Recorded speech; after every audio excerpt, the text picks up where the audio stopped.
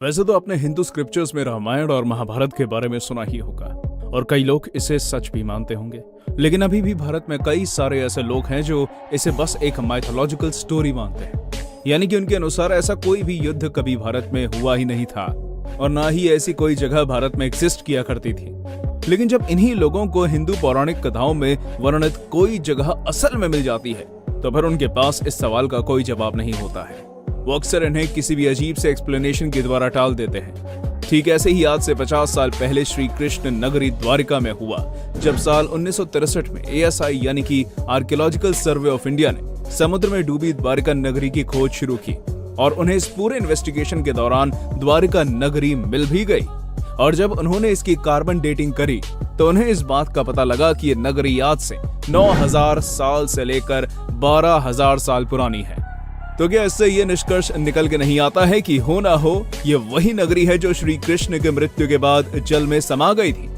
आज की इस वीडियो में हम आपको इसी से जुड़े कुछ फैक्ट्स और स्टोरीज बताने वाले हैं, जिससे आपको भी इस बात पर विश्वास हो जाएगा कि वाकई में ये नगरी श्री कृष्ण की नगरी द्वारिका ही थी। दोस्तों, इतिहासकारों की माने तो द्वारका शहर आज से तकरीबन 9000 साल पुराना है और पुराणों में लिखी कहानियों की माने तो महाभारत के युद्ध में पांडवों के विजय के मात्र 36 साल बाद ही द्वारिका नगरी समुद्र में डूब गई थी, जिसके दो मुख्य कारण थे। पहला, गांधारी का अपने पुत्र वियोग में कृष्ण को दिया गया श्राप और दूसरा, ऋषियों द्वारा क्रोध में आकर श्री कृष्ण के पुत्र सांब को दिया गया श्राप। अब इन्हीं दोनों श्रापों की वजह से धीरे धीरे द्वारिका नगरी पर संकट के बादल मंडराने लगे और 36 साल के अंदर ही अंदर श्री कृष्ण की मृत्यु के बाद ये पूरी की पूरी नगरी जलमग्न हो गई। हिंदू पौराणिक कथाओं में भी यह वर्णित है कि ये शहर समुद्र में डूबने से पहले ही हस्तिनापुर से आए अर्जुन ने अपने मामा वासुदेव के कहने पर पूरी नगरी खाली करा ली थी। दोस्तों, इन्हीं सब कथाओं के बारे में जानकर और पढ़कर रिसर्चर्स का ध्यान भी इस शहर की तरफ काफी आकर्षित हुआ। उनमें भी इस बात की ललक जाग उठी कि वो इस शहर की खोज करें और इसके बारे में पता लगाएं कि क्या वाकई में आज से 9000 साल पहले ऐसा ही हुआ था या फिर ये बस एक माइथोलॉजिकल स्टोरी है। और जब फाइनली ASI ने समुद्र में इस नगरी की खोज शुरू की, उन्हें ये नगरी मिल गई। जैसे कि हिंदू पौराणिक कथाओं में द्वारिका के द्वारों का वर्णन है, उसी तरह समुद्र के अंदर भी उन्हें ये द्वार अवशेष के रूप में देखने को मिले। उन्हें वहां कई सारे कलाकृतियां देखने को मिली और साथ ही साथ उन्हें एक पूरा का पूरा महल समुद्र के अंदर समाया हुआ दिखाई दिया। जब उन्होंने इसमें मिले अवशेषों का परीक्षण करने के लिए विदेश भेजा तो ये बात निकलकर सामने आई कि ये सारे अवशेष आज से तकरीबन 9500 साल पुराने थे, यानी कि इसका सबसे पुरानी जिंदगी सभ्यता से कोई ताल्लुक नहीं था। इसके साथ साथ जब इस एक्सकेवेशन के दौरान समुद्र के तल में खुदाई की गई तो उसमें कई चूना और पत्थरों के बने अवशेष मिले। इसी खोज के तर्क पर फिर समुद्र के बाहर भी कुछ एक्सकेवेशंस का काम चला, जिसमें उन्हें कई सारे सिक्के और कलाकृतियां प्राप्त हुई।